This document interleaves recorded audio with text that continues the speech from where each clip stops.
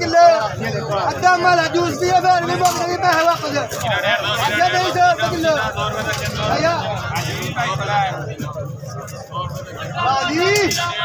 100 kilo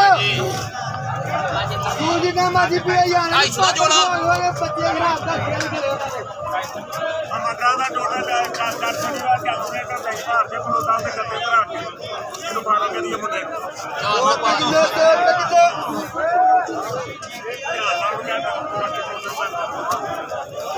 आधी 100 रुपये kilo पापड़ी 150